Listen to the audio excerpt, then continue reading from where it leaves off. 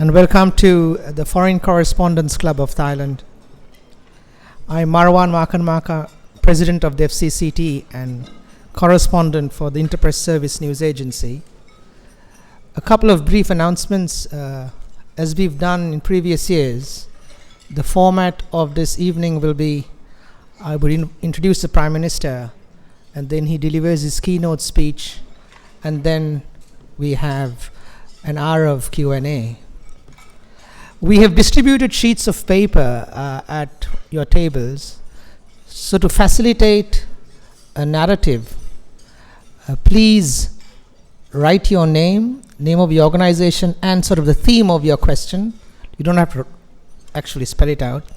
And probably 20 minutes into the PM speech, my two colleagues, Nirmal Ghosh, the former president, and Dan Tenkate, a fellow board member, would go around to collect those questions. We cannot promise everybody's questions will be asked, but they will try and arrange it in some kind of order, so we have a flow and we have a fairly healthy mix of questions, both local, regional, international, and maybe the personal.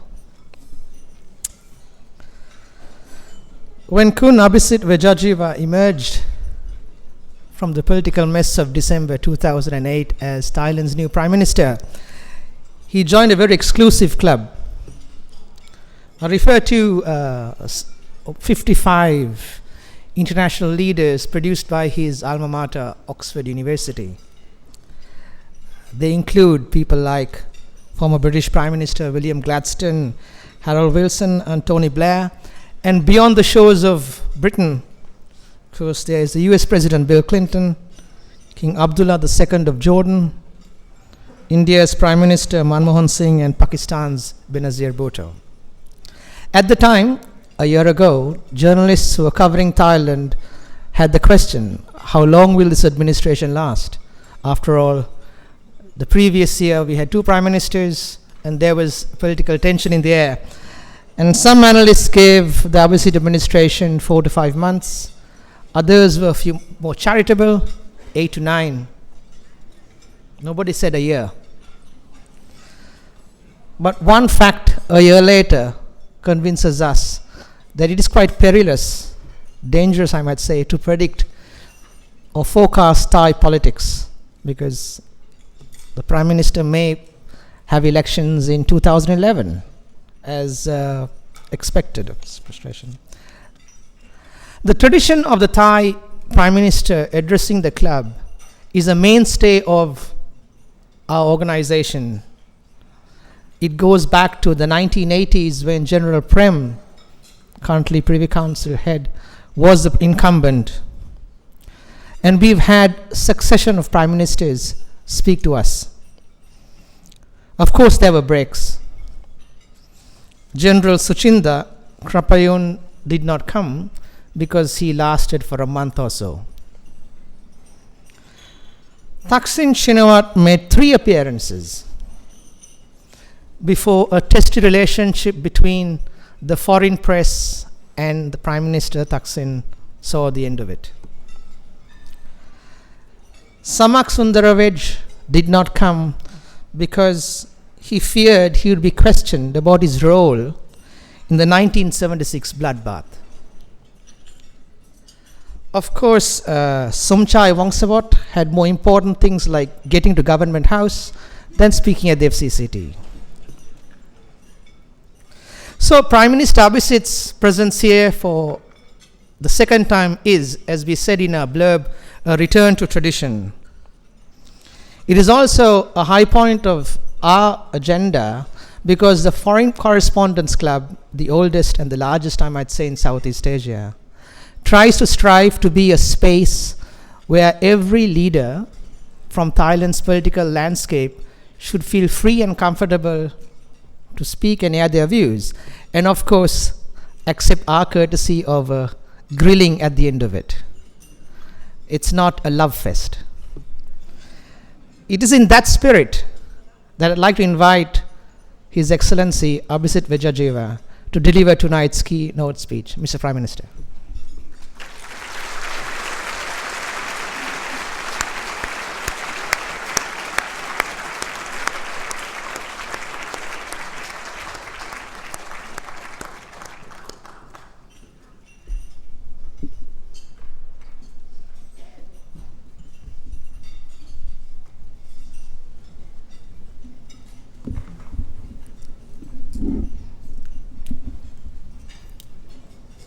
Excellencies, President and Executive Committee members of the FCCT, distinguished guests, ladies and gentlemen.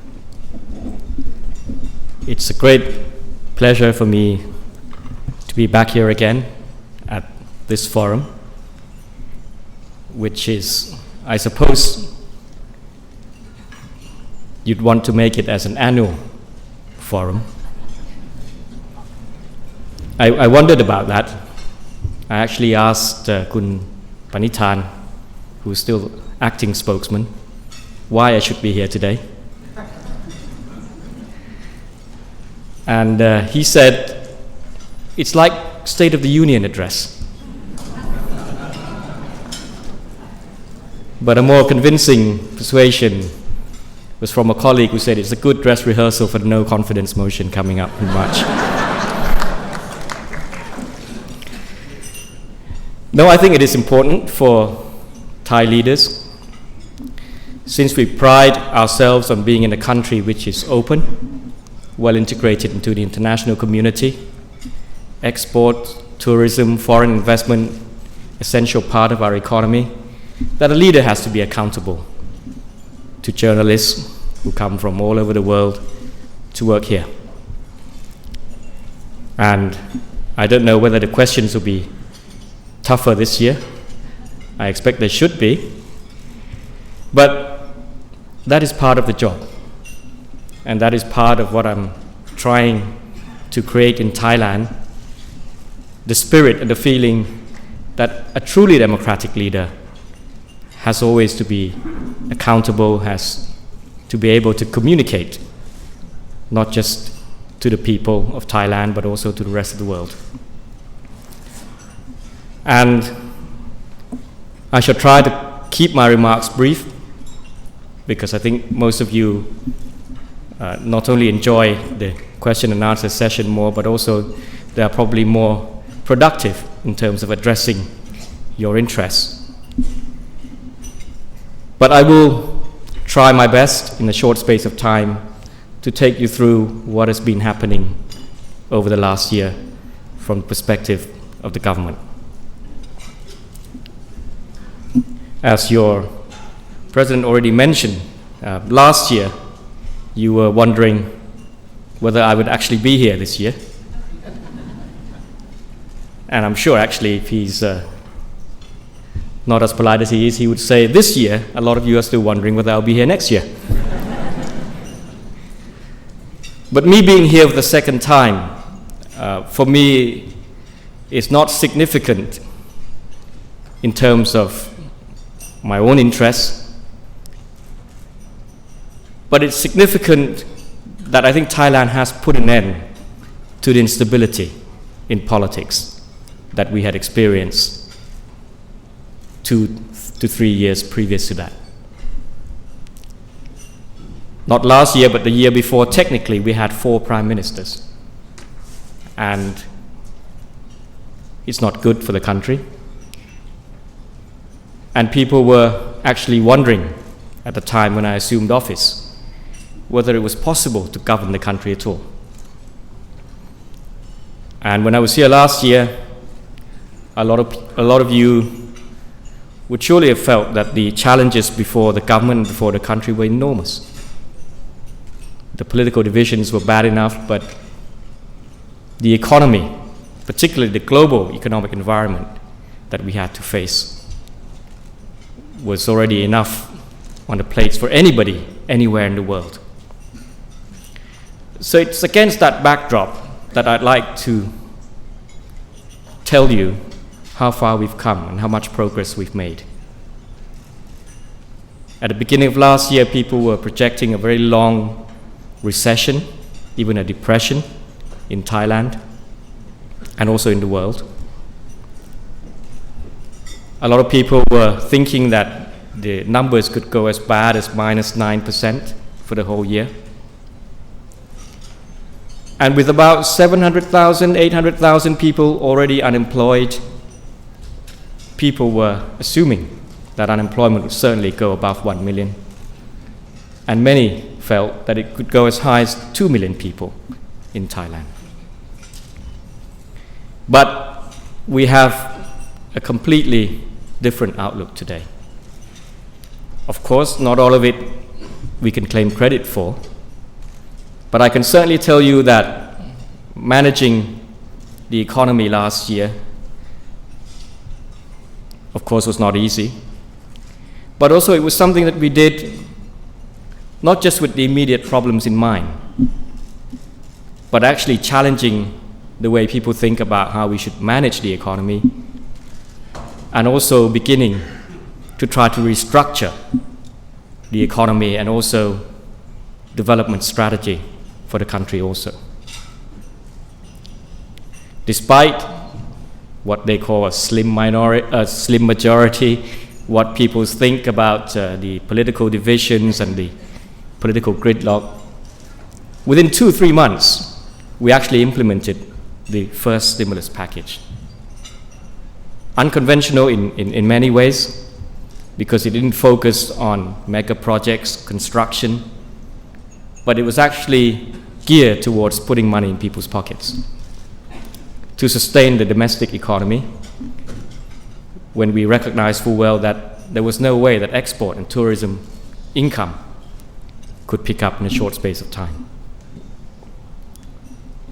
We did the free education program, we did the program for the elderly, we handed out checks for 2,000 baht, and whatever your views on the merits of each and every single piece that made up the package, the fact of the matter is, when we implemented it in late March and early April, what we found was that the economy began to pick up month on month in April and in May. And that was before there was a clear turnaround in the global economy. So I would insist that the package worked the way we intended it to. And then, of course, we followed it up with the second stimulus package, which will continue to be implemented for the next couple of years or 3 years. And that is now going to focus on the medium and longer term challenge of upgrading the country's infrastructure, creating jobs, reducing logistics costs, and increasing competitiveness. And of course, by the time that the fourth quarter come around, we have had a pickup in the global economy, so that our trading partners and all our friends were doing far better. Exports picked up very strongly. So we saw a 17% growth in November, year on year. And of course, a number of tourists. In December alone, we had 1.6 million visitors. I believe actually an all-time high for a monthly figure, which meant that the total for the whole year of incoming tourists amounted to 14 million, which meant we were on target for the number of tourists visiting Thailand. And this was achieved with what I think is most significant politically, because it affects people's lives, with the ability for us to contain unemployment, never to go above 800,000. And by the end of the year, it's actually reduced to less than 500,000. In percentage terms, it's something like 1.1, which is what you would call probably frictional or normal rate of unemployment, which suggests that we've clearly overcome our economic difficulties, that recovery is on the way, and that I can confirm to you that the 3.5% growth projection for this year is something that we are absolutely confident that we can achieve. That's the progress that we've made in terms of turning around the economy, an issue that matters most to the Thai people. And at the same time, I would reiterate that we are also addressing some of the medium and longer term issues. Infrastructure, I've already mentioned. And of course now, in solving the Maptaput problem, where we've already put in place all the regulations that would allow the procedures or the process by which the environmental impact assessment, health impact assessment, public hearings, and also getting the views of independent organizations can be performed. We are also rebalancing the environmental demands and also the continued expectations of growth and income creation. And at the same time, structurally, we've also addressed the issue of distribution, because in our first stimulus package and then followed up by a number of other measures, we're actually addressing the issues that matter to the poor, but not on an ad hoc basis anymore. I think we are on the way to creating a system of welfare for all people, not just for civil servants and people in the formal sector who have enjoyed that with social security and privileges in the civil service, but now covering the whole population. That is an important agenda that I think is one of the most significant achievements. And we've also completely reformed the way we assist farmers as far as crop prices are concerned. No longer policies and measures that would distort markets, make Thai products less competitive, prone to corruption, but a system that is market-friendly, a system that is fair because all the benefits go to all farmers, not just to select few. I think these are all significant achievements that I can look back on during this last year and safely say that it is proof that we not only had a government that can govern, but actually govern for the benefit of the whole of the Thai country, and also addressing the issues of those that are the most vulnerable or the poorest in the country. In other areas, the southern border province issue, again, an issue that has interested most of you here and also the international community. There's also been a clear change in the direction of policy and the way we've handled things. Although we've not yet been able to pass the legislation to set up a permanent organization that would integrate all the work of all the agencies and have a ministerial level person to be responsible for Southern affairs. That legislation is still in Parliament. It has passed the first reading already. But we did set up a special committee made up of cabinet members focusing on the issues of the South. And through the work of that committee, as well as the policy that we've agreed upon in the Security Council, we've made it clear that achieving peace and stability in those provinces should not just be reliant on having tens of thousands of troops in the area, but that this should be achieved through the process of development and justice. For the first time, we have a comprehensive plan to develop the 5 provinces in the south. Massive budget, but most significantly, clear targets that really matter to all the people at the community level. And I went down south just last week. This was being worked out at the village level. We set clear targets for income per family. All the villages now have found out how many families have incomes below that line, coming up with plans that would improve the lives of these people. We supported the education institutions. We are allowing the local people to participate in this development process. It's not even a top-down project.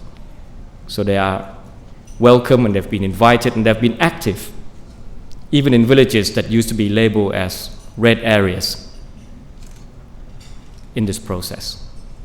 And the reception that I had, just as when the Prime Minister of Malaysia and I went earlier in December, testifies that we are witnessing a change in terms of trust between government officials, government or the state in general, and the local people. The number of violent incidents had been reduced, not as much as we would have liked, but we have far better cooperation now from local people. And if we can keep on this track, I'm sure that we are on the way towards achieving a peace and stability in the area. As far as justice is concerned, yes, special laws continue to be in place in those provinces. But we've already begun with a pilot project in the 4 districts in Songkhla, where we're lifting martial law, replace it with the milder internal security law. And if that works out well, we will begin to lift martial law or even the emergency decree in the 3 provinces in the area. And while these special laws are still in place, we've also improved the system of accountability. So whenever special powers are invoked, we now have a clear record of which official is using which article, where, when, and for what reason. And we're also addressing complaints and grievances in a more systematic way rather than leaving it to the local agencies to deal with these problems, so that we had a problem whereby the local people didn't see the value of lodging complaints. And every time we extend the emergency decree, we have an assessment, surveys, polling, the wishes of the people, the strengths, the weaknesses, what we need to do. The only unfortunate incident in the south was, of course, the massacre at a mosque. And again, what happened after is a clear indication of how we've changed the approach. When the incident took place, the expectations of the local people was that we would try to shift the blame to the separatists or whatever group you want to call. But we didn't. We issued an arrest warrant, and I think the local people agreed that we were on the right track. And today, that person has been turned into the police so that this can be forwarded, the prosecution and the case can now proceed. I don't pretend that we don't have a long way to go, but there's been a clear change. And for me, it's clear progress. It's moving in the right direction, and we have to keep on. The one area, of course, where you will probably question me a lot is the issue of political divisions. And yes, I would say that for me, that has been frustrating for the government as much as it has been and continues to be for the majority of people. We don't want the country to be divisive, and we don't want political conflicts to get in the way of the country making progress. But we've made a number of efforts, and I think we've adopted the right approach to dealing with the problem. First, we have not allowed those divisions to get in the way of what needs to be done for the people. So when I talked about the economic progress and some of the policy achievements, it's clear that we haven't been distracted by the political fighting that has been going on over this last year. Second, we have always allowed expressions of political views, demonstrations, any exercise of constitutional rights. So whether it's the red shirts, the yellow shirts, or whatever color shirts, they can air their views, they can hold demonstrations, and we have, I think, treated them as any democratic government should. And I've also made a point of making sure that my own government is democratic in our practice and spirit. So last year in Parliament, I think you have seen a Thai Prime Minister who regularly attends Parliament to answer questions. A clear break from a number of predecessors who felt that they didn't need to go to Parliament to answer questions because they have more access to the media to communicate with people. And we went even one better. We now televise live question time to allow airtime for the opposition to do their duties in the House. And in case you're wondering, yes, I would grant half an hour of Sunday TV for the opposition if they could find a leader. That's been my campaign pledge, and I would stick to it. Unfortunately, they have not been able to come up with an opposition leader, so they don't have the half an hour to follow my program on Sunday. But if reconciliation means just pleasing people who make a lot of noise and who make demands, that's not what this government aims to do. If there are legitimate grievances, complaints, views, I can reassure you we listen to them. And an issue, most recent, the Khao Yai Tieng issue, I will make sure that the Forestry Department acts swiftly as soon as it gets the ruling from the Attorney General. In fact, I've been promised that it will be done in 7 days, as soon as the Forestry Department receives a formal letter from the Attorney General. But I'm not just going to compromise principles and sacrifice the country's future, particularly the rule of law, just to please my political opponents to achieve what people might call reconciliation. That's not in the interest of this country, certainly for the long term.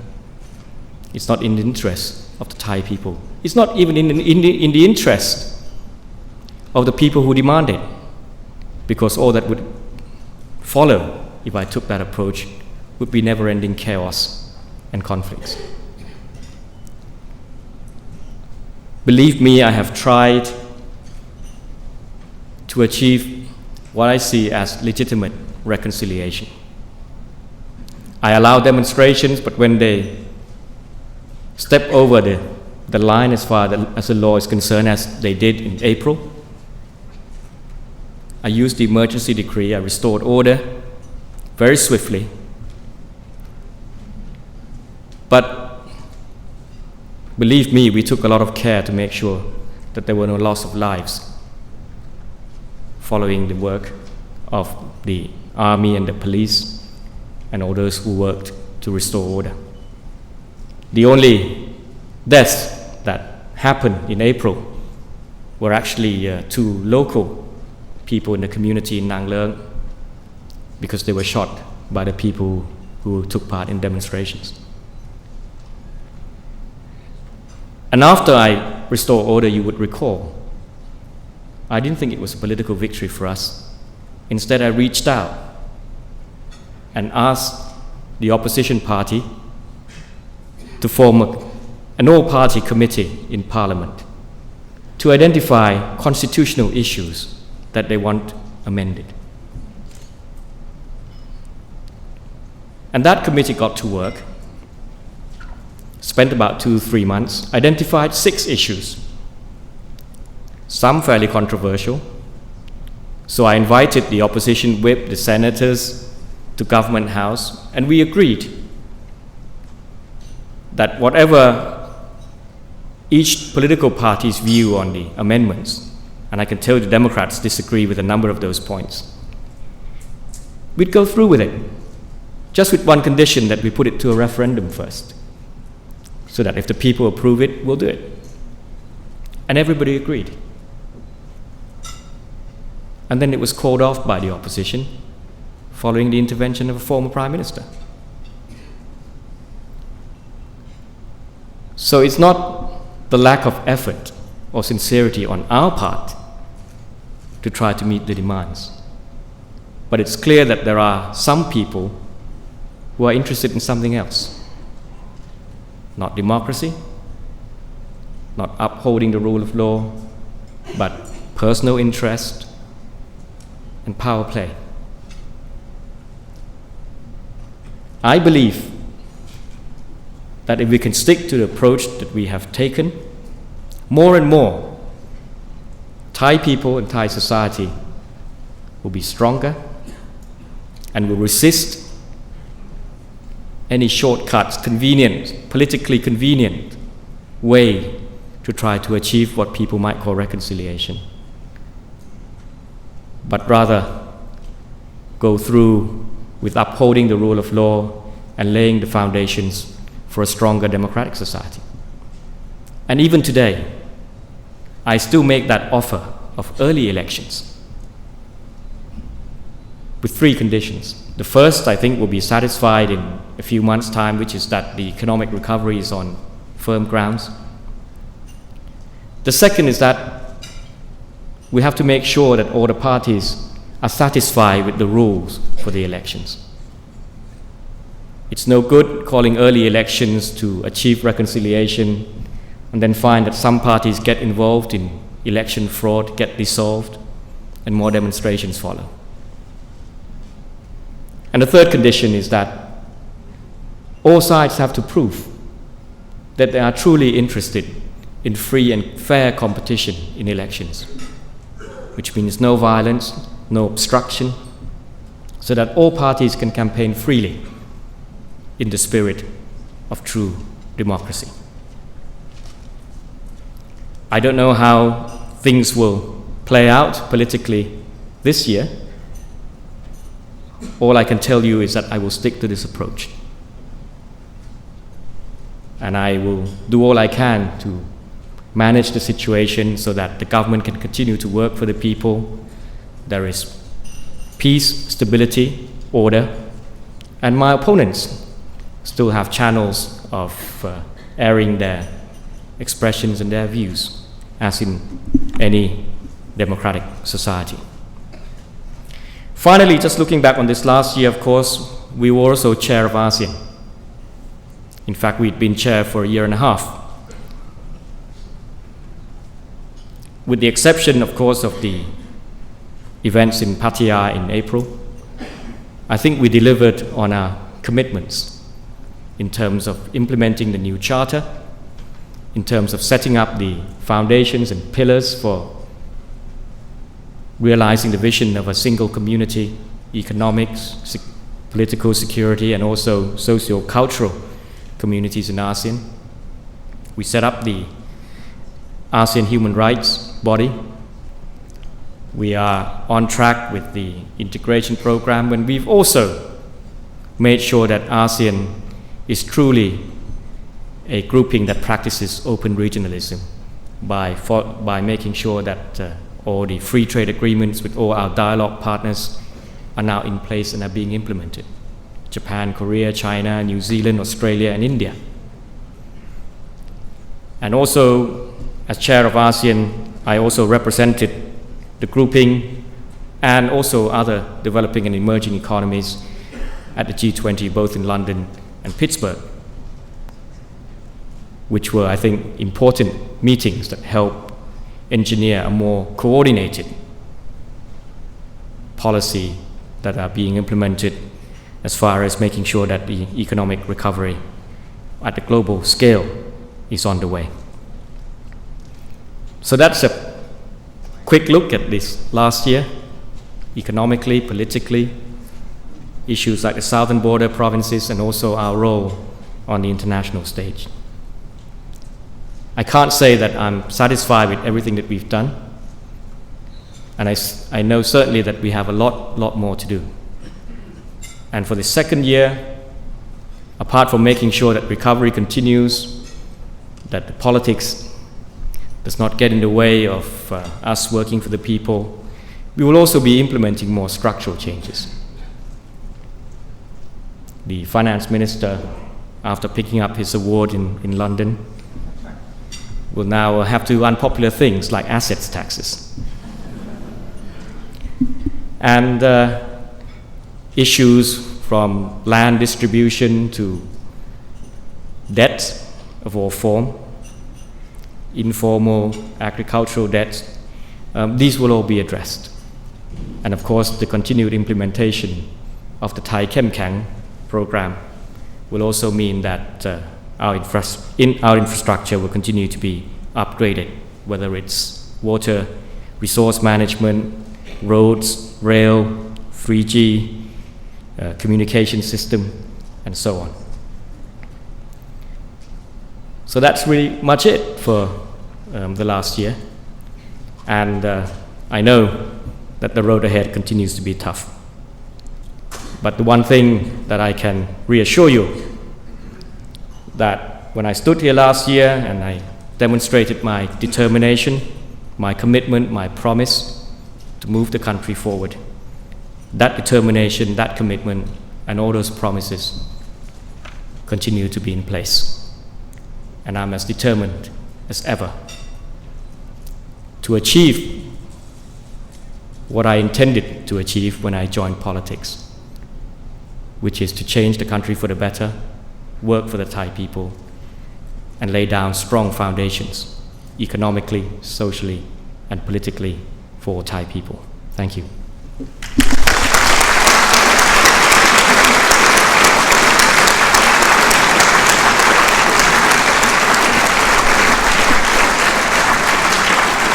Thank you, Mr. Prime Minister. Just before we start the dinner, Kun Abhisit was telling how different it is, because during the days of the opposition, he was one of our regular guests at the FCCT, a much more relaxed atmosphere. In fairness to the government, most members of his cabinet have been accessible to the foreign correspondence community. I have heard very few complaints. But now let's get to the questions. The first we have two mics there, so I will call out your name and then you fire away your questions. The first question goes to Danton Kate of Bloomberg, and the next one is Sean Crispin of Asia Times Online. Hi, Prime Minister. This relates to the second condition that you made for calling an election, which is presumably constitutional change, everyone agreeing on the rules. To make that happen, you've said that a referendum would probably be necessary. Do you still hold to that? And just wondering why that's necessary, given that it's not in the Constitution now anywhere that calls for referendums to change the Constitution. And also, you know, if there is a referendum, why not let voters choose between the 1997 Constitution if Pheu Thai is pushing that, and then whatever changes that the government parties might want, to give voters sort of a real choice between different versions that might be going around? If we're going to go through with some of the minor amendments, for instance, you know, Article 190 on treaties and parliamentary, the Parliament's role in this, or issues even like the electoral system, I don't think we need to go to a referendum. I think that's something that Parliament can settle, you know, parliamentarians can settle among ourselves. But there are a number of amendments that are being proposed that I think are genuinely controversial. Some are construed as attempts to increase our own powers. Some might have implications in terms of whether an amnesty has been granted and so on. And we saw 2 years ago that if Parliament thinks that it can handle that among the parliamentarians themselves, we're wrong. There'll be people on the streets supporting, opposing, widespread conflict. And in that case, I think it would be far better to have the people decide through the ballot box, through a referendum. That's why if the amendments involve some controversial issues, I think we should go to a referendum. Why not a choice between the 97 constitution and the current constitution? My answer to that is why. Given that the 97 constitution, only 3 years ago, all political parties, Thai Rak Thai included, agreed needed to be revamped completely. Please check all the news reports in February of, is it 4 years now? Almost 4 years ago. All political parties were committed because they've seen the loopholes, the weaknesses, the problems in the 97 Constitution, despite the very good intentions and spirit of that document. And the current Constitution has some flaws. I myself have written a book on what I'd like to see changed, but it also has a number of provisions that improves upon the 97 Constitution. Why should we deprive the Thai people of the best of both documents, which is amending the weaknesses of the current Constitution? Thank you. Sean from Asia Times, and Kun Pichai of Bangkok Post, you will be next after Sean.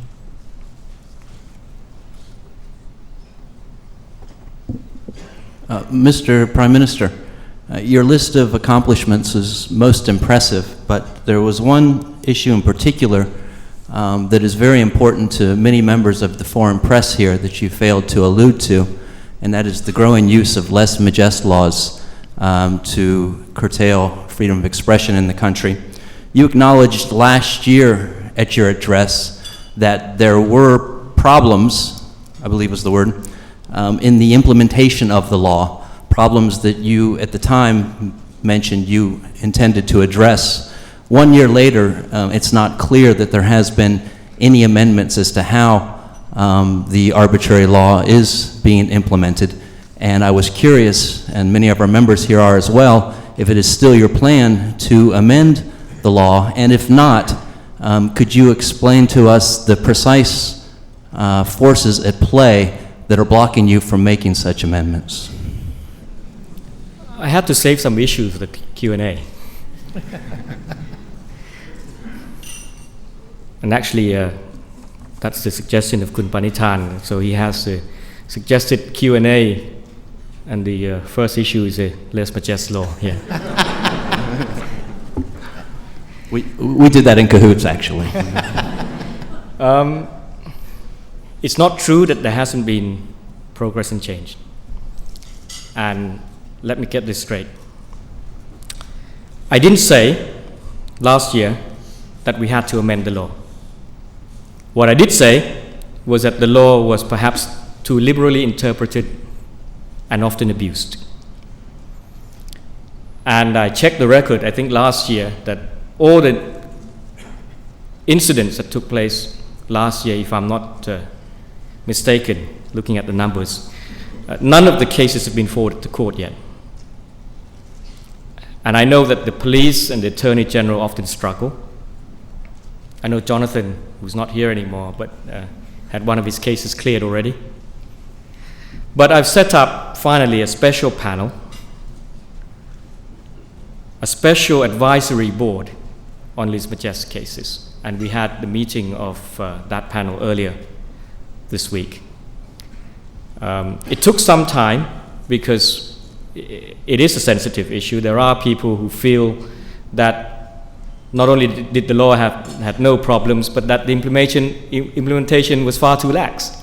A lot of people believe that in the country too. So we had to manage sentiments. And finally, we have this panel in place. It is going to provide guidance. I believe that I hope not too long, perhaps a few months' time, there'll be clear guidance. And a lot of cases that are sitting with the police and the Attorney General will be cleared.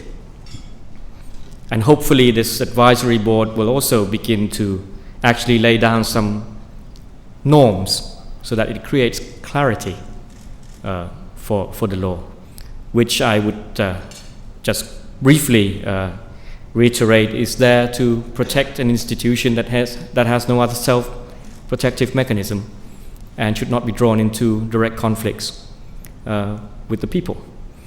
So we have made some progress. I do regret one incident that took place early in my administration. That was the Prachathai case. And again, that was actually an exception, because we had actually invited all the stakeholders and thought we had a good standard operating procedures. But that case was really an exception. And I actually even met with the so-called netizens and groups that were concerned to explain the situation. So the way we are implementing the law is now different. We hope to create clarity, and we hope that will make everybody comfortable and also understand what it is that this law is about, so that it's not going to be abused and too liberally interpreted.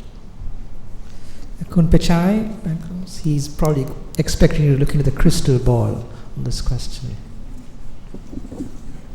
Thank you, Prime Minister. Prime Minister, for the situation now is likely to heat up according to many observers. How do you see the political situation and security situation developing once a verdict is delivered on the 26th of February with regards to Kun Thaksin's assets? Thank you. We do anticipate that there will be demonstrations, and that Thaksin and his supporters will obviously try to up the game, and we can't rule out their attempts at violence. But I'm confident that the majority of Thai people are actually tired of this kind of fighting for the interests of one person or of the few. They want to see the country move on. It's just a question of us making sure that we can preserve order. You will see that over the last few months we have had to invoke the Internal Security Act. Some of you don't agree with that, but I can tell you that, and just to get the record straight, the act itself, when it's invoked, does not mean that we actually forbid demonstrations. The demonstrations can continue to go ahead. All it does is allows us to integrate all government officials, so the military and the police, so they can work with more flexibility. And they have additional powers, and we use that mostly to make sure that we can search for weapons and make sure that demonstrations are peaceful.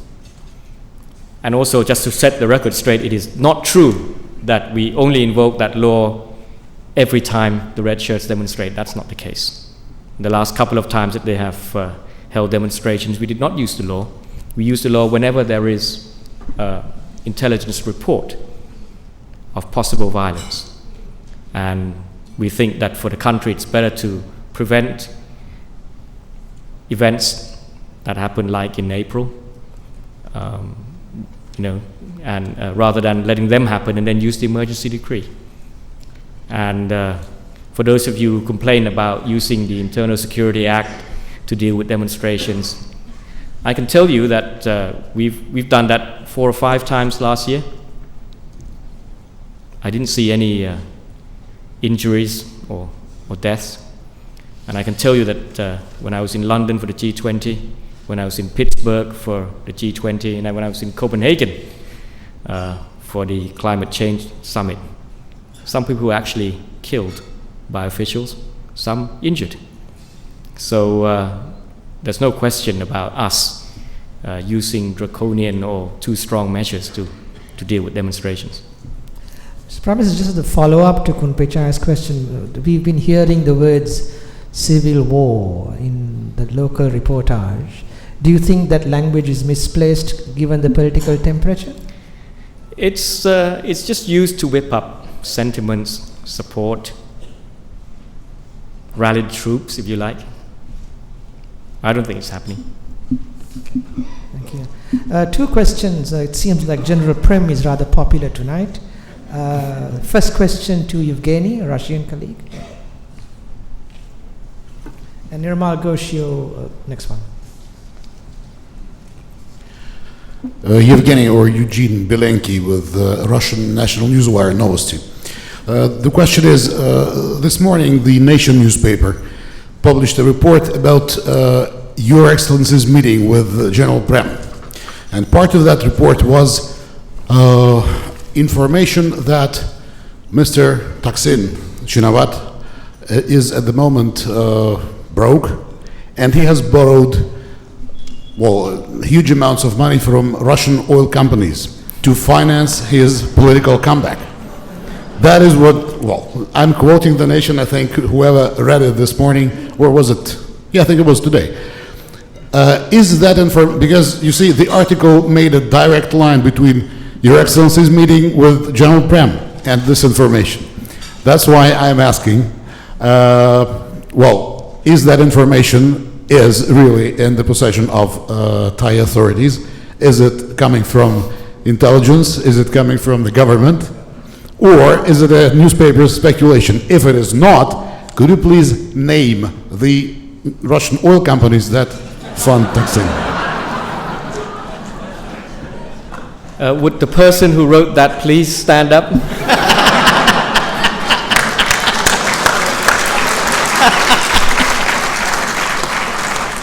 I'm not in the position to answer any of that. Only to say that I did meet General Prem last night to wish him Happy New Year. And I was told to preserve my ideology of making sure that politicians are honest. Nirmal? On Nirmal Ghosh from the Straits Times, on just a somewhat similar note, General Prem, we know General Prem is very eminent, has an eminent place in Thai history and is an eminent person now. But he has increasingly, in the last 2 years, come under attack from the UDD. And he also made some interesting remarks, famously quoted in 2006 as having said that the army is like a racehorse and the governments are like jockeys. Basically, governments come and go, in other words.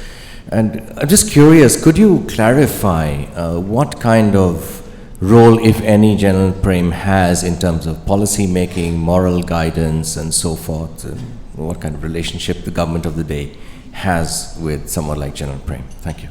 Well, General Prem is the chair of the Privy Council, and that's his role. The role is defined as an advisor to the king, and that's what he does. And I can safely tell you that over the last year, I have met with General Prem, or have called on him with the cabinet twice.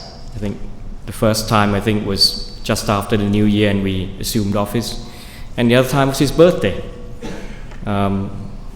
So the main things that we said was Happy New Year and Happy Birthday,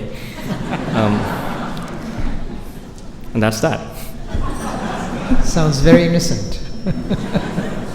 Next two questions, Peter Jensen of DPA. I must say it gets lost in translation. In Thai, it's much more eloquent than that. And following Peter is Takeshi from Asahi Shimbun. Kun Abhisit, since Bloomberg didn't ask this question, I feel I have to. There's a lot of concern about Mataput. Yes. There's a sense that there isn't a real clear guidance on what's going to happen there. I think the foreign investment community is befuddled, as I am, about what exactly the scenario is there. Can you spell it out? I mean, especially there's a sense that there is no clear deadline on when there's a decision on this, and is this going to go on to affect foreign investment in every other respect? Is it just limited to Mataput? Can I just quickly do a follow-up question on that? You mentioned Kunkorn, and this very reputable but very respectable inheritance tax and property tax that the Democrats have tabled. Well, how much of that, how is that a priority to push that through this year?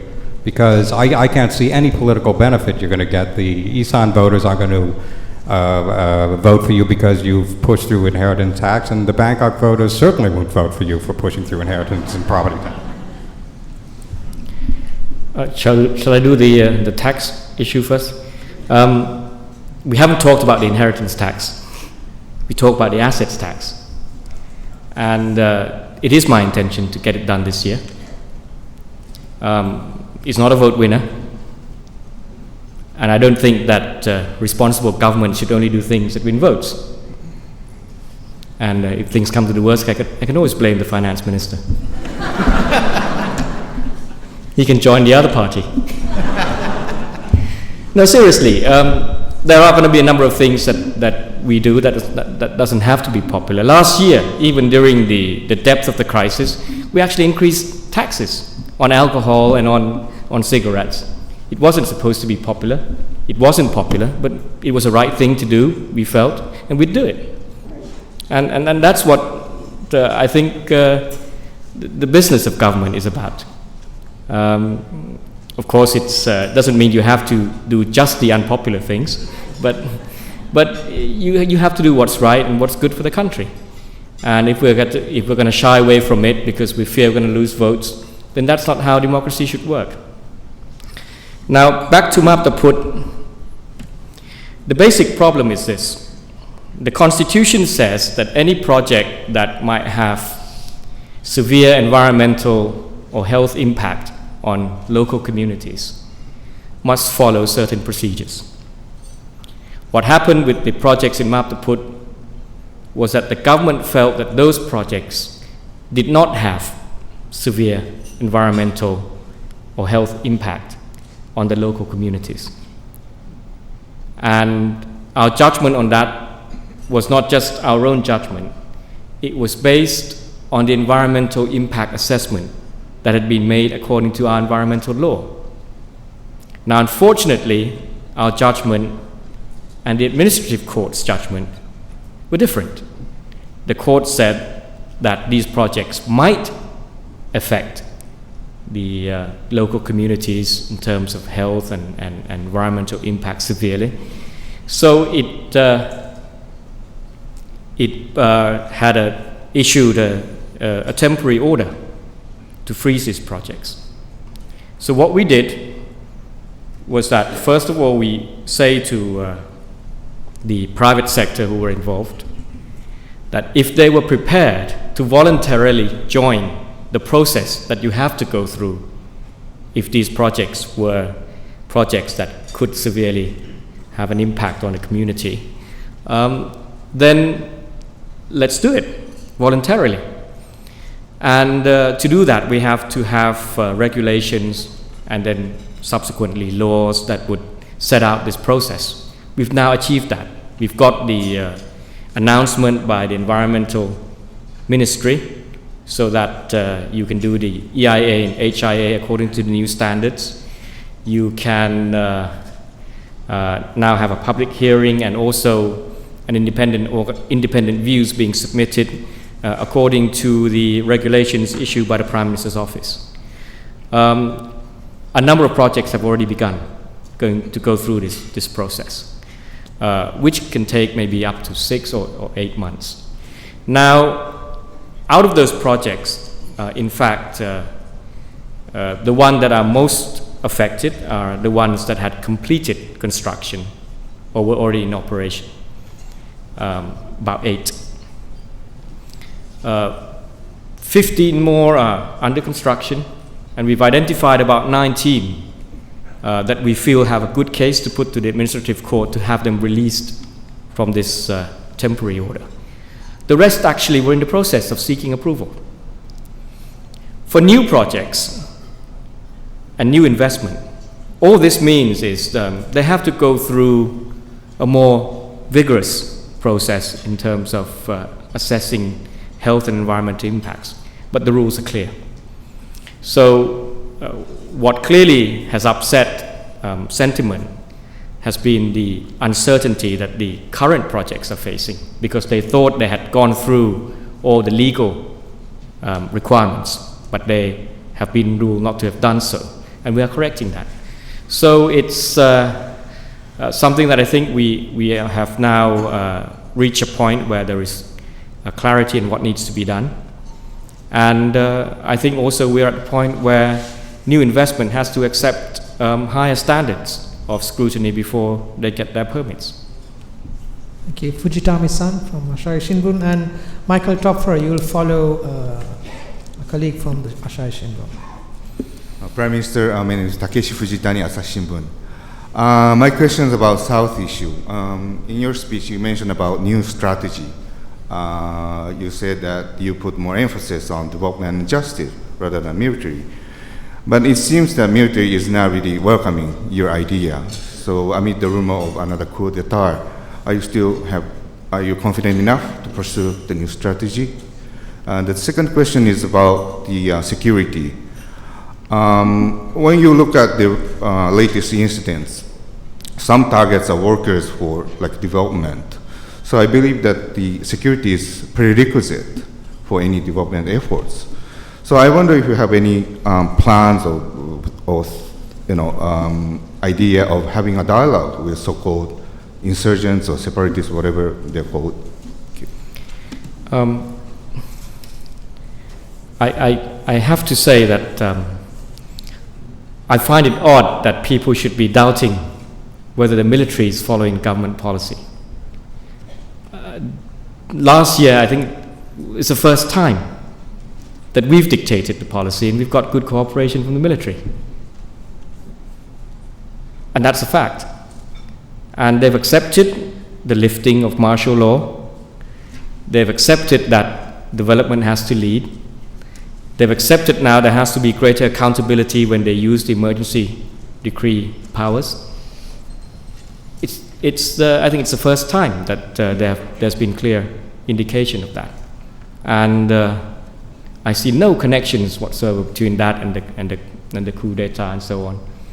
And governments in the past who claim to have been democratic were the ones that actually passed the emergency decrees and leave everything in the hands of the military and the security forces to deal with the South. So there's been a huge change, and I thank the military and the police for actually cooperating with us. And I've actually even said very clearly that one of the indicators that we would use for the success of the policy would be the reduced presence of the troops. And they accept that as well. Dialogue. I get asked about this so often, and again, I just would have to reiterate to the point that in the South, despite all the incidents that have taken place, we've never had a group that comes out and says it has been responsible for these incidents. We've actually even had some cases where we had PULO coming out to say they didn't do these kinds of things. So even if you felt that dialogue was the way, the very first question is, who with?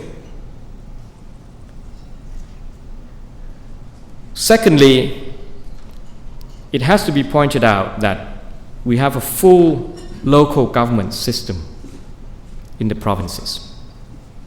So the local people have their say. They vote not just for MPs, but they vote for mayors, they vote for the provincial administrative organization, the Tambon administrative organization.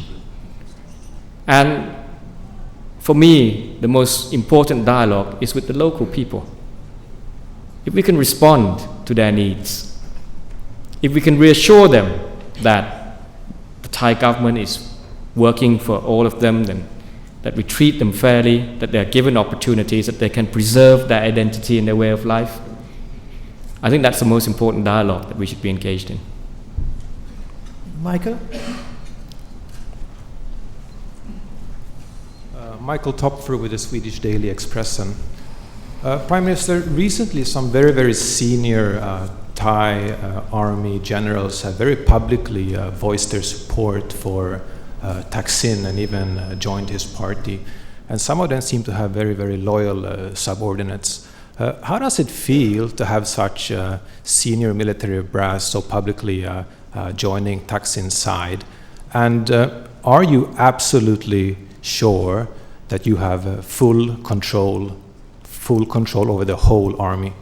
Thank you. Yes, I am confident that the army will work for the sitting government so long as that government does not tell them to do illegal things. That's clear, and the latest statement from the army chief was clear on that too. And the senior military figures are mostly Thaksin's classmates. At least he has some friends.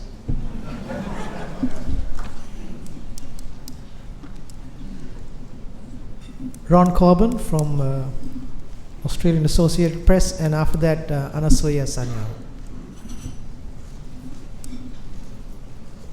Mr. Abhisit, Ron Corbin, AAP. You've faced some fairly tough criticism of late over the situation regarding the Lao Hmong. How do you respond to that? And given the lack of access to those people at Phetchabun, thank you.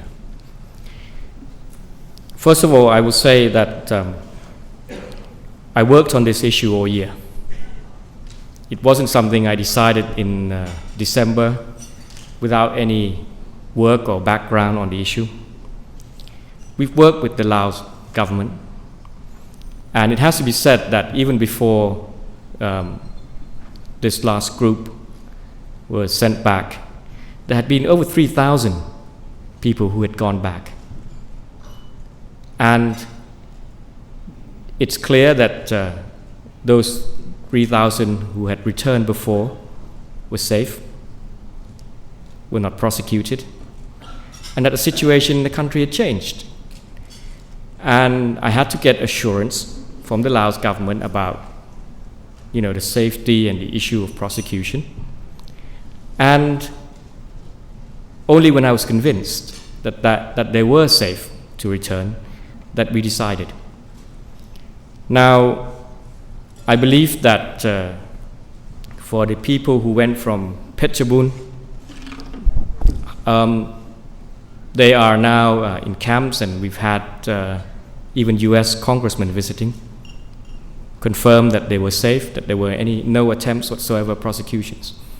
The people who went from Nong Khai, who perhaps would pose more concern, before we sent them back, we allowed third countries to interview, and they continue to work with the Laos government now on resettlement in third countries.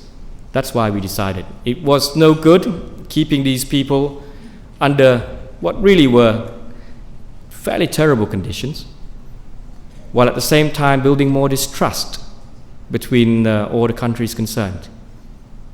So we decided that since they were safe, that they were able to return home, that we should send them home.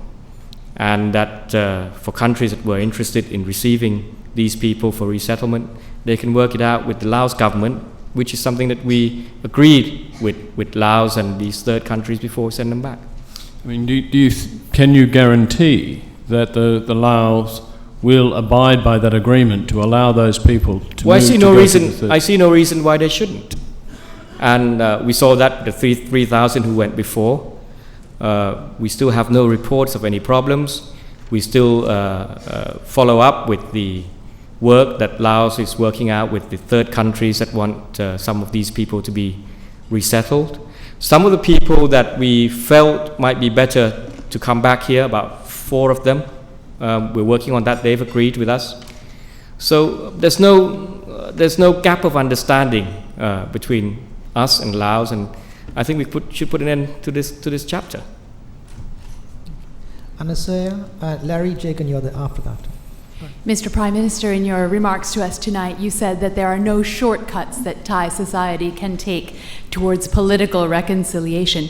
And in a recent interview, you said that we've been fortunate to have His Majesty the King as a unifying force in the country, but that Thai society has got to mature to a point where we can sort our own problems. My question to you is specifically, who has been sorting out the problems up until now, and what do you think it will take for Thai society to mature to the point where it can sort out its own problems? I think that we have struggled at times of crisis to solve problems. And, throughout our recent political history, most notably in 1992 during the May events, I think His Majesty's role was critical, crucial, vital. And his role was within the Constitution, nothing above the Constitution. But it was only possible because of His Majesty's leadership and the reverence that Thai people have for His Majesty. Now, what I'm saying is that it would be better if we can all resolve these issues without having to rely on His Majesty's interventions, even though they are always within the framework of the Constitution. It will take time, but we have to get through these problems by having the right mindset about how we resolve conflicts. And simply put, I'm saying that from now on, we have to make sure that policy issues are resolved through the ballot box. What's right, what's wrong, what's legal, what's not, settled through the courts. If we can do that and respect the decision making process accordingly, then we will have learned our mistakes in the past and move ahead. Marwan, if I may, just a quick follow-up to that. If you think that things should be resolved by the ballot box, how confident are you in your party and your coalition to win an election when and if you choose to call that? I never predict election results in advance. But I'm confident that we would do better than last time. And last time, in terms of popular vote, we lost by less than 100,000 votes countrywide. And that's not factoring in the subsequent election fraud that was ruled to have taken place as well. So, we have a good chance, but there's a possibility of a hung parliament again. And, either side could win. It's always difficult to predict. But whatever happens, we will respect the results. Larry. Just a moment, Larry. And following Larry, it will be Colin Hastings of Big Chili, and then Tim Johnson from the Financial Times. Larry Jagan, freelance journalist and correspondent for The National, based in Abu Dhabi. Two quick questions related to foreign policy or foreign issues. It's comforting that I'm asking you about Burma. I'm not going to be red-carded. One of your predecessors, Mr. Thaksin, always red-carded me over Burma. We don't know whether there are going to be elections in Thailand this year, but we do know there are going to be elections in Burma this year. From a Thai perspective, or from your perspective, what is the minimum requirement? What will you find acceptable that you would endorse the result? The participation of the NLD and Aung San Suu Kyi, or would you agree with Surin Pitsuwan, who said, as long as they're not objectionable, they'll be acceptable? And secondly, on what is the easiest thing to do is to agree with Surin. And negotiations have been taking place on an extradition treaty with the UEA. There were talks in Dubai this week, and a draft agreement has been signed. I know there's more to be done. To what extent has this been motivated by the government's desire to extradite Thaksin? And how serious are you about getting Thaksin deported back to Thailand? How many questions is that? Subsidiary questions. The elections in Myanmar, we'd like to see as inclusive processes as possible. We do not yet know when they will happen. I think we'll be clearer when we see the rules and the schedules, and we're yet to see the decisions of the opposition parties. So it's a lot of ifs, and for me, if there are clear rules and there are no attempts to exclude or intimidate parties from taking place, that would be roughly how I would judge the elections in Myanmar. As far as the extradition treaties are concerned, where's Panit? Oh, do you want to answer that? No, we do these treaties all the time. It's nice to have them with most countries, so we can catch all the criminals. We don't go after any particular criminal, and that's that. And do you think we want him back? Well, I'm always puzzled that Thaksin always gives the impression that we are keeping out of the country. I'm often confused when he talks to his supporters as if we're not allowing him back. We're saying, please come back, but come back and be under Thai law like any other Thai. Thank you. Thank you. Is it on? No, it's not. Abhisit, this is a business question. Colin Hastings from Big Chili magazine. What is the logic of the government in continuing to crack down even further on alcohol advertising and promotion when it affects so negatively a number of businesses, including restaurants, hotels, tourism, and sponsorship of events? What's the logic when it does have such a negative effect? If it's for health-related issues, then why doesn't the government do more about the alcohol abuse in upcountry communities that rely so heavily on cheap and quite dangerous alcohol? We're just enforcing the law, and believe me, I've often been asked to issue regulations which I think go way beyond the spirit of the law, and I don't agree with that. But the law that was passed in 3 years ago, 2007, I think, are quite restrictive. I have to concede on that. But the law exists, and the law enforcers have to do their job.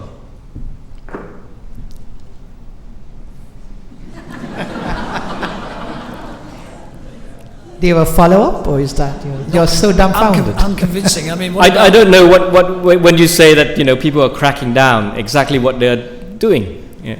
Well, there's been a yet another crackdown in terms of sponsorship of events. No alcohol companies are allowed to sponsor events and show obviously their logos or their names. Well, the law says that you can't advertise in certain forms, and that has to be enforced.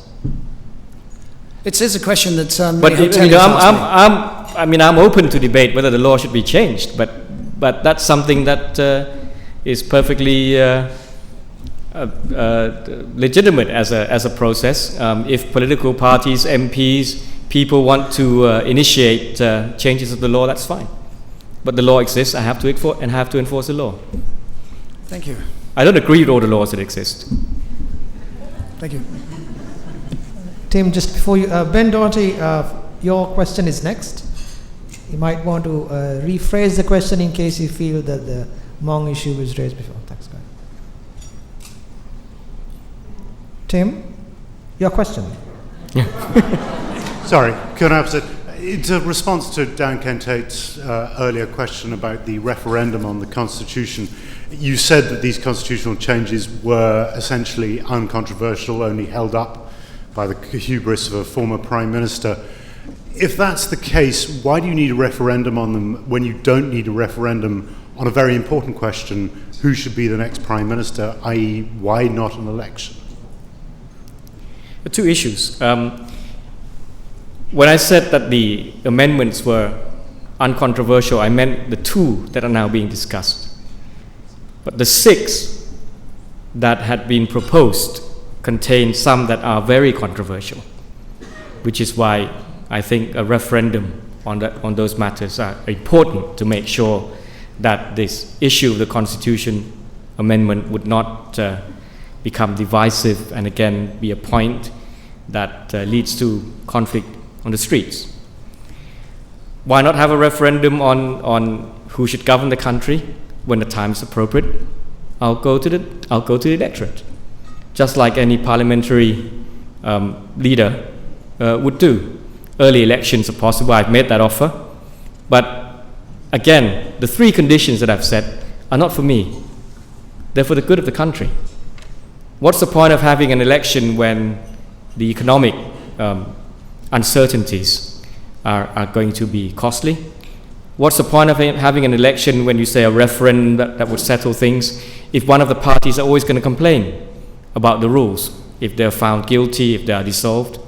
And what's the point of having an election that could become violent? That's not democracy. Okay.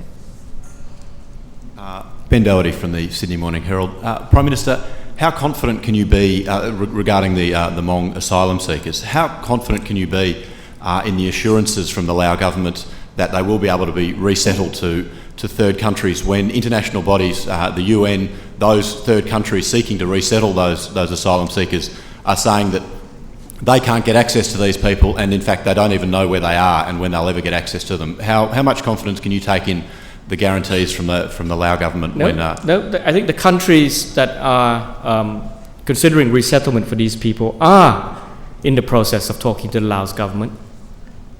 And when I say that I was convinced that they would be safe, this has been through a year's work of looking at what had happened to the people who have gone back, of the situation in Laos, of the policy of the Laos government, and also the way that we've handled the operations. Everything has gone according to how we've agreed on the matter. And four countries had access to these people before they went over the border.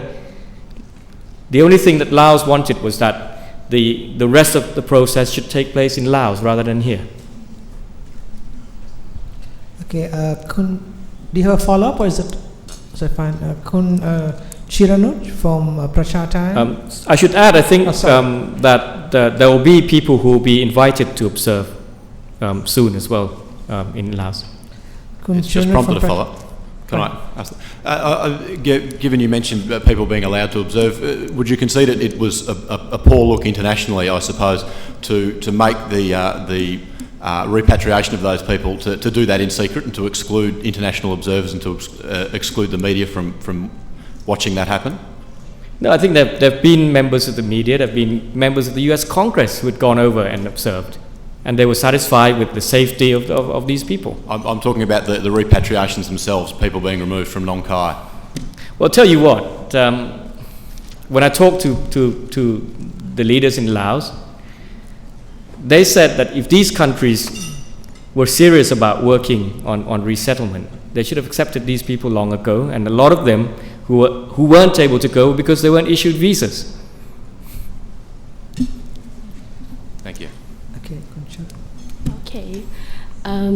As I remember, there was a record that, while you are the leaders of the opponent, you strong criticize and says about the Internal Security Act, why it was drafting. So I would like to know, do you have any plan for amend or revoke the Internal Security Act right now? Yeah. Yes, I recall that when the act was being deliberated in the National Assembly during the Soviet government, I made a number of criticisms, and I'm very well aware of the points that I had made, and I also made sure that when we implement the law, we do not in any way run into problems that I said could happen if the law is implemented. I should also remind you that while I was proposing that the law be amended, my opponents wanted it scrapped, and they had a year to do it. They didn't make a single move, and they actually used even stronger laws than the Internal Security Act. So what I'm doing now is, when we use the Act, we have to report to Parliament. The first such report will go to a session of Parliament later this month, and maybe beginning of February. I will hear what the parliamentarians have to say about whether there are problems in the provision that they want to see amended, and I'm open to ideas. Do you have a follow-up? Yeah. Sorry. Yes, a bit. I think it's good, but it still be like you said in the question earlier about when some law exist, even you didn't agree with. But in this law, if it's still depend on how you already carefully to implement it. But if the law still have some weakness, some vulnerable point, and its exit, it still be depend on the government in the future. We do not know who will be the government in the future, and if the law still have some weak point in the law, that's why I'm going to hear from parliamentarians to identify the issues more clearly, because that's where laws are going to be changed. And secondly, we do have plans for a public demonstrations act, and once that's in place, I hope that I would not need to use the Internal Security Act for these cases. Indeed, what the Internal Security Act can do for us now is actually to replace stronger laws in the southern provinces, which is why I'm doing a pilot case in the 4 districts in Songkhla. So I'm still aware of the points that I'd made, and if the parliamentarians feel that this is going to be an appropriate time to amend the law, I'm very open to the idea. No problem. Thank you. Kin Miotet from VOA, and followed that by Greg. Thanks.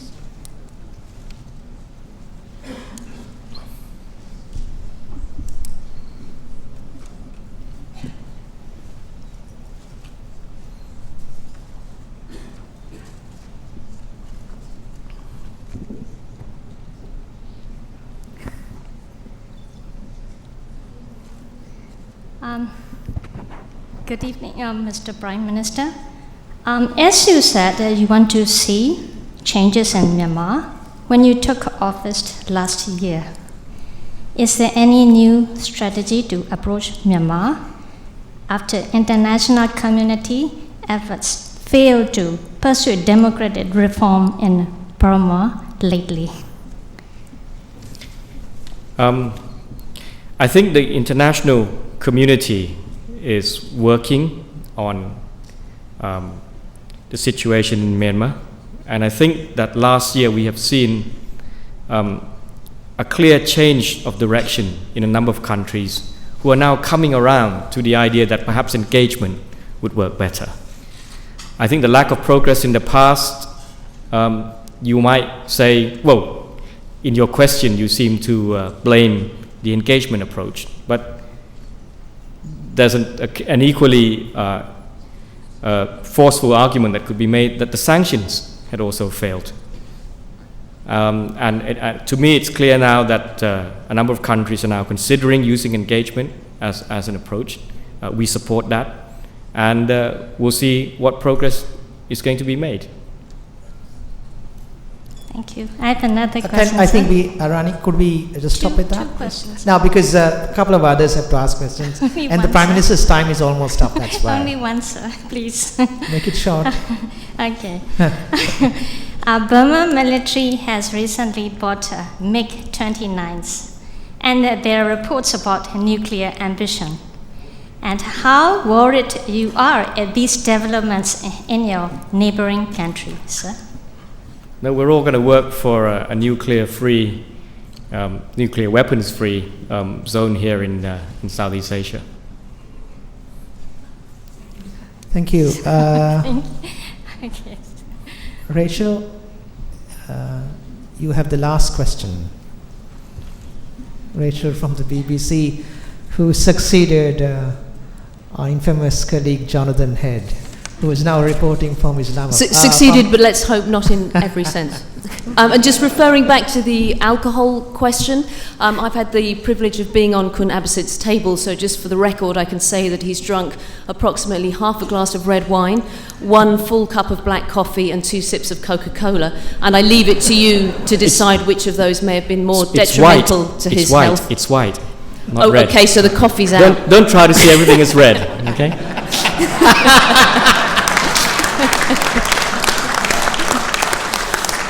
Never let the facts get in the way of a good story, sir. Most of this evening's questions have quite rightly focused on the future. I'd just like to invite you to reflect a little bit on your past. And I wonder how your experience of British public school education and an establishment university with all the old boys networks and protocols that those entail may have helped you navigate the Thai establishment and political waters here.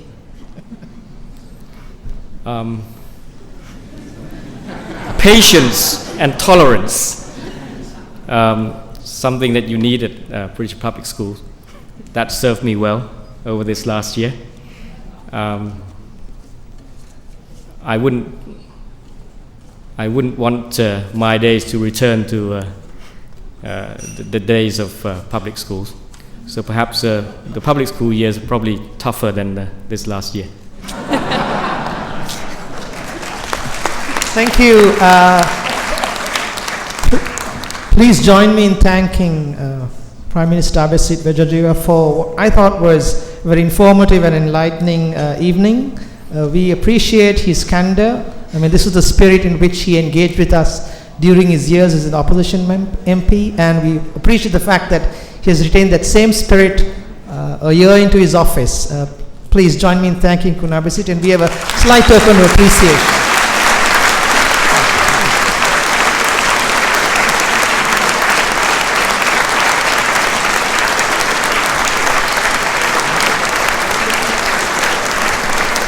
I have just one final announcement. One of the pleasures of hosting an event like this here is that the FCCT club is right next door. So if you want to continue having a talk reflecting on delightful evening speech, please go to the club. It's open. I would in fact invite the Prime Minister for a drink if he was up to it, if the security would permit him. But if not, well, he could always join us later. Thanks and good evening. Good night, sir.